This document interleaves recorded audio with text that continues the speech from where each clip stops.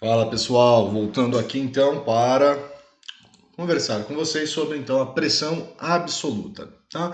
Gente, a pressão absoluta, também chamada então de pressão total, tá? Ela nos referencia a pressão de forma geral que atua sobre um ponto qualquer do nosso fluido e ela vai levar em consideração as duas pressões que a gente observou até o momento, tá? Que é a pressão manométrica e a pressão atmosférica. Então a gente diz que essa pressão absoluta ela é nada mais, nada menos que a soma das pressões que atuam sobre um ponto no nosso fluido. Tá? Então nós temos a pressão atmosférica, que ela atua nessa superfície livre, né, do nosso fluido aqui em estado líquido, tá? Então nós temos toda a pressão gerada pela coluna de ar aí, entre aspas, né, formada pela atmosférica, sendo distribuída sobre essa superfície, tá? Mais a pressão da coluna de fluido, né, em relação à superfície até este ponto que nós estamos tomando como análise. Tá? Então a pressão absoluta nada mais é que a pressão atmosférica mais a pressão manométrica do próprio fluido, certo? Então eu somo essas duas pressões, eu tenho a pressão total, né? Ou pressão absoluta. Então a pressão absoluta ela pode ser dada pela pressão atmosférica mais a massa específica do fluido, vezes a gravidade, vezes a carga de pressão ou altura manométrica, tá? Ou também, né, pressão atmosférica mais o peso específico do fluido vezes a carga de pressão ou altura manométrica, né, que é exercida sobre este ponto. Tá? Então vamos dar uma olhada num exemplo. Um reservatório de água encontra-se com 80 centímetros de água em seu interior e apresenta a altura do volume morto igual a 4 centímetros. Então é um problema bem semelhante ao que a gente viu na questão da pressão efetiva, né? Pressão manométrica no primeiro caso. Né?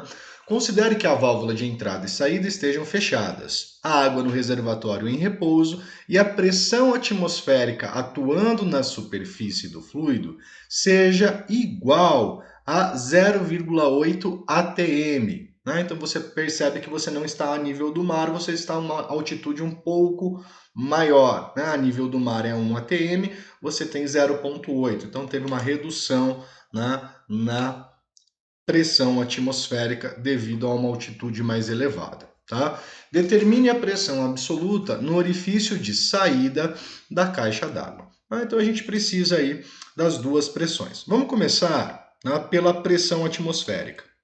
Tá? A pressão atmosférica, né, foi nos dada como 0,8 atm. Tá?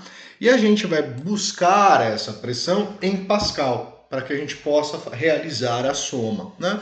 Ou mesmo, né, ter que calcular a pressão manométrica em atmosférica. Mas normalmente a gente dá preferência para a unidade do sistema internacional, que é, no caso, o Pascal. Como eu faço essa conversão? Tá? O enunciado nos traz alguns dados, né? Por exemplo, o peso específico da água, 10.000 newtons por metro cúbico, tá? E traz que 1 atm ele é igual a 101.996,14 Pascal. Tá? Como que eu vou fazer essa conversão? Eu vou usar a proporção. Né? O que é realizar a proporção? Eu vou fazer aqui vezes, né? A gente pretende calcular essa pressão em Pascal, então quanto vale o ATM? Né? A gente sabe que ele vale 101.396,14 Pascal, que é a unidade que eu procuro, tá? Em razão de 1 atm. Tá? Ou seja, essa unidade de pressão equivale a 1 atm. Então eu montei a proporção. Em cima, a unidade que eu quero e embaixo, a unidade que eu estou querendo fazer a conversão. Tá?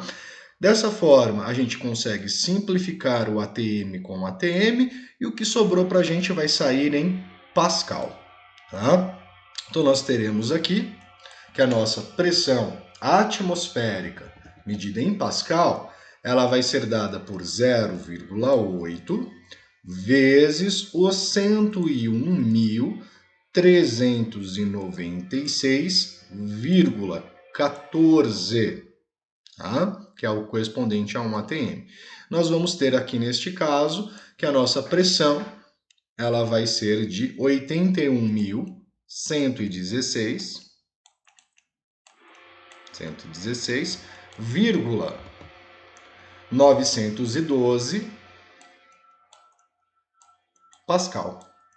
Tá? Então 0,8 atm equivale a 81.116,912 Pascal. Pressão atmosférica. Pressão manométrica. Né? Pressão manométrica do nosso fluido. Nós temos que ela pode ser dada pelo peso específico vezes a altura da carga manométrica, né? Ou altura manométrica do nosso fluido, ou altura da coluna de fluido. Tá? Lembrando, né, nós temos um reservatório com 80 centímetros de água, tá? Mas ele tem um volume morto de 4 centímetros. Esses 4 centímetros eles não geram pressão na válvula de saída, tá? Ou no orifício de saída, certo? Então a gente precisa desconsiderar esses 4 dos 80. Então a gente vai ter 76 centímetros de água. Tá? Então nós vamos ter aqui 10.000